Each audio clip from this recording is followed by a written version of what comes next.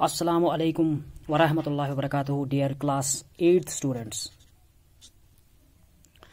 So now today, after a long span of time, so we will introduce here our new chapter, and that chapter is called as here, it is the last chapter of our biology syllabus, and that's called as Reaching the Age of Adolescence. तो Reaching the Age of Adolescence chapter जो है हमारा, so that's this chapter is the last chapter, and we will discuss this last chapter of our biology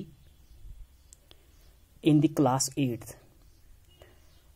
तो reaching the age of adolescence का मतलब है कि जब हम पहुंचते हैं एडोलसेंस स्टेज पे, लेकिन आपको ओब्वियसली ये पता नहीं होगा कि एडोलसेंस स्टेज कौन सी स्टेज होती है.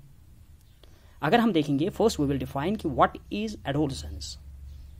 तो एडोलसेंस स्टेज वो स्टेज होती है जिस स्टेज में एक ह्यूमन बीइंग या एक इंडिविजुअल जो होता है उसकी बॉडी में बहुत सारे चेंजेस आ जाते हैं, और वो चेंजेस जो है वो इतनी ज़्यादा आ जाती है कि उसका चाइल्डहुड पीरियड जो है उसमें टोटली ट्रांजिशन आता है, यानी कि वो टोटली चेंज होता है टुवर्ड द मैच्योरिटी, और एक इंडिविजुअल जो है वो मैच्योरिटी तक पहुंचता है.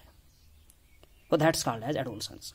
तो यही हमने यहाँ पे इंट्रोडक्शन पहले एडोलसेंस का दिया कि एडोलसेंस होता क्या है. अगर हम देखेंगे, adolescence means the period of life. ये वो पीरियड है लाइफ में when the body undergo changes. जब एक ह्यूमन बीइंग में, जब एक इंडिविजुअल में, जब वो चाइल्डहुड स्टेज में होता है, उसके बाद जब उसका ट्रांजिशन होता है तो उसमें बहुत सारे चेंजेस आ जाते हैं.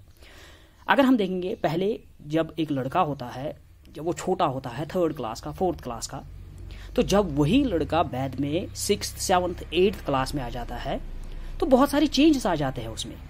तो बाद में अगर हम डिफ्रेंशिएट ही नहीं कर पाते, अगर हम फोटो रखेंगे 10th क्लास का और 3rd क्लास का, तो हम डिफ्रेंशिएट ही नहीं कर पाते हैं कि ये बंदा जो है ये यही है या कोई और है. तो हम देखेंगे कि 10th क्लास में उसमें बहुत सारे चेंजेस आए होंगे, और उन्हीं चेंजेस से उसको क्या मिला, उसको रिप्रोडक्टिव मैच्योरिटी मिली.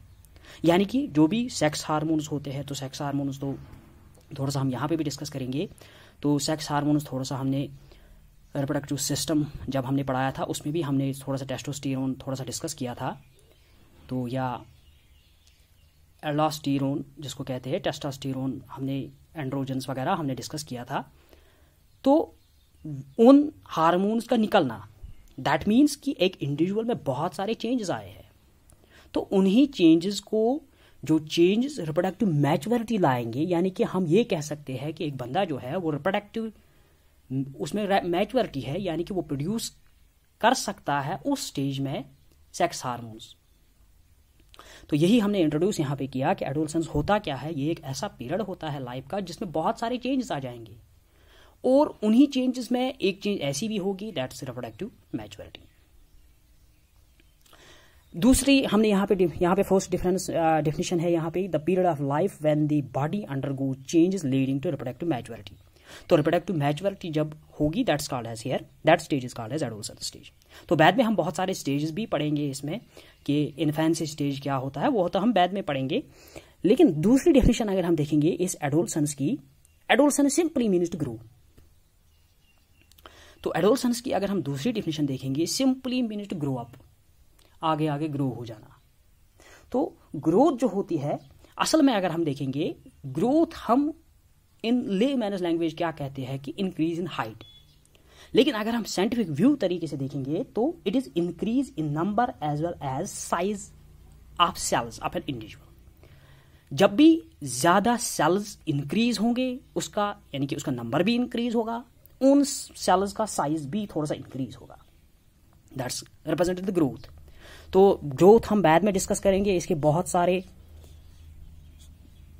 हम फार्म्स भी डिस्कस करेंगे ग्रोथ के. तो बहुत सारे स्टेजेस भी हम ग्रोथ के डिस्कस करेंगे. तो adolescence simply means to grow up. तो ये जो ये एडोलसेंस पीरियड होता है, अगर हम देखेंगे कौन सी एज पे ये आता है, अगर हम एज देखेंगे तो age is between 10 to 19 years. So age क्या होती है, 10 to 19 ईयर्स ऑफ एज. यानी कि एडोलसेंस पीरियड जो है वो स्टार्ट होता है 10 ईयर्स से लेकर के अप टू 19 ईयर्स. अब इसमें थोड़ी सी डिफरेंट इंडिविजुअल्स में तो डिफरेंट वेरिएशंस होंगे. तो ये डिपेंड होगा कि फूड पे भी ये डिपेंड हो सकता है. तो ये जो एडोलसेंस पीरियड होता है, इसकी जो एज रिप्रेजेंट होती है that's 10 to 19 years of old, that's the age of the adolescence. और बॉयज और गर्ल्स में भी ये डिफरेंट हो सकता है, या एक ही अगर हम 2, 4, 5, 6 इंडिविजुअल्स अगर हम देखेंगे उनमें हम एडोलसेंस पीरियड अगर देखेंगे थोड़ी सी वेरिएशन तो होती है। अगर हम तीसरी डिफरेंस भी देखेंगे, तीसरी डेफिनेशन भी देखेंगे, तो फर्स्ट डेफिनेशन हमने देखी एडोलसेंस की, the period of life when the body undergo change leading to reproductive maturity. तो सेकंड अगर हम देखेंगे that's adolescence simply means to grow up. तो इसकी एज अगर हम देखेंगे it is between the 10 and 19 years, 10 to 19 years of age. तो ये वेरी भी हो सकती है, इट इज नॉट ट्रू कि ये हमेशा के लिए 10 to 19 ही रहेगी, किसी इंडिविजुअल में 11 to 18 होती है, तो ये डिफरेंस हो सकती है। अगर इसी तरीके से हम दूसरा देखेंगे एडोलसेंस स्टेज जो है, एडोलसेंस पीरियड जो है, इसकी अगर हम तीसरी डेफिनेशन देखेंगे तो simply it is a period of transition. Transition means when we change from one stage to another stage. So it is a period of transition from a child to an adulthood. From a child to an adulthood.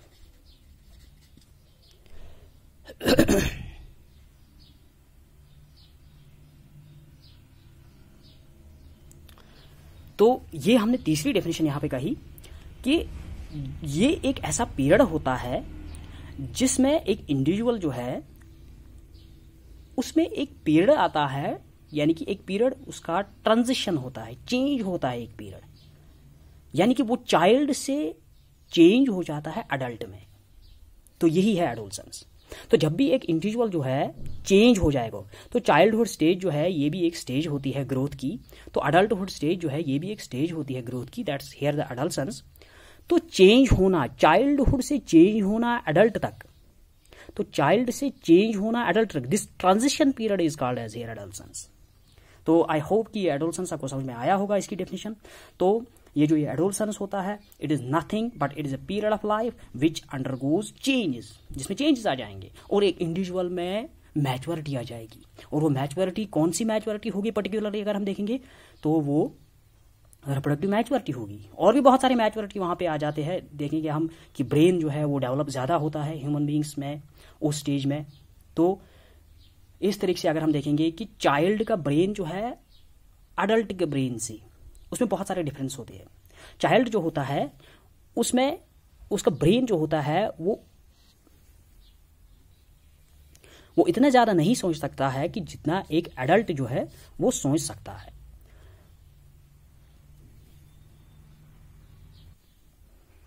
तो इसी तरीके से एक और stage हम यहाँ पे discuss करेंगे। तो अब हम आगे की तरफ जाएंगे, तो एडोलसेंस के बाद जो है एक दूसरी स्टेज आती है, वो हम देखेंगे, दैट्स कॉल्ड एज प्यूबर्टी।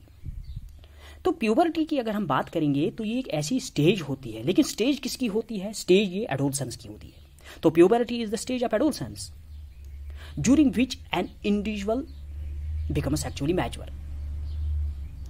तो प्यूबर्टी जो है पर्टिकुलरली अगर हम कहेंगे ये एक स्टेज होती है एडोलसेंस की, जिसमें से इंडिविजुअल जो है इंडिविजुअल बिकम्स सेक्सुअल मैच्योर या individual attain sexual maturity.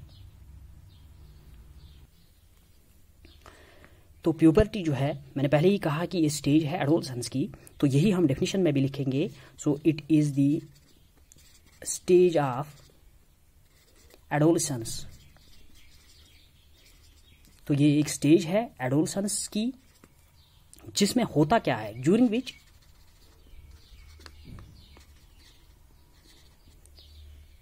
an individual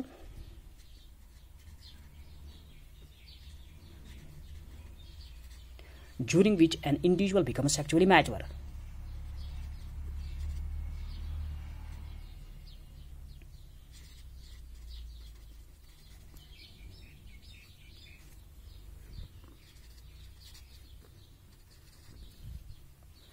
तो प्यूबर्टी की अगर हम बात करेंगे, ये भी एक अगर हम देखेंगे ये एक स्टेज है एडोलसेंस की, तो जिसमें होता क्या है, जिसमें इंडिविजुअल जो है वो अटेन करेगा सेक्सुअल मैच्योरिटी। अगर हम देखेंगे ये जो ये प्यूबर्टी होती है, इसका अगर हम तो ये जो प्यूबर्टी होती है प्यूबर्टी अगर हम देखेंगे, it happens at the age of, इसकी एज क्या है प्यूबर्टी की? जैसे कि हमने एडोलसेंस की एज कही, यहाँ पे ये स्टार्ट होता है 10 से लेकर के 19 ईयर्स ऑफ एज तक। इसी तरीके से प्यूबर्टी जो है that is the stage of the adolescence. इस प्यूबर्टी का भी एक पीरियड होता है, लेकिन वो पीरियड जो है वो वैरी होता है, वो बॉयज़ में भी वैरी होता है और गर्ल्स में भी वैरी होता है।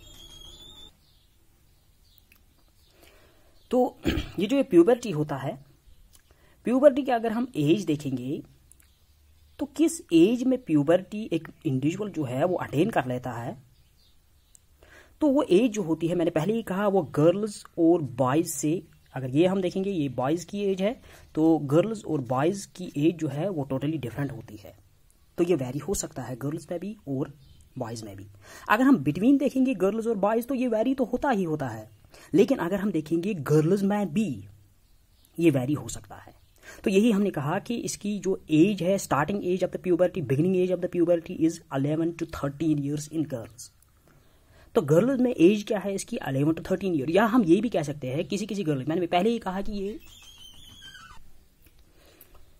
लेकिन गर्ल्स में 10 to 14 ईयर्स भी हो सकता है। तो डिफरेंट गर्ल्स में ये वैरी भी हो सकता है। पहले मैंने कहा कि ये वैरी होगा गर्ल्स और बॉयज़ में, लेकिन ये वैरी होता है गर्ल्स में भी, और इसी तरीके से ये बॉयज़ में भी वैरी हो सकता है। कभी कभी जो है 13 to 16 ईयर्स ऑफ एज, और कभी कभी जो है 15 to 16 years of age. So this is the introduction of our adolescence. तो एडोलसेंस की हमने इंट्रोडक्शन हमने यहाँ पे दिया। तो इसकी एक स्टेज है दैट्स प्यूबर्टी। तो प्यूबर्टी में इंडिविजुअल जो है सेक्सुअली मैच्योर बनता है, यानी कि वो सेक्स हार्मोन्स जो है इंक्लूडिंग द गैमीट्स वो प्रोड्यूस करता है। तो उसमें बहुत सारे चेंजेस आ जाते हैं। अगर हम देखेंगे गर्ल्स की अगर हम बात करेंगे तो उसमें ब्रेस्ट डेवलपमेंट बढ़ता है।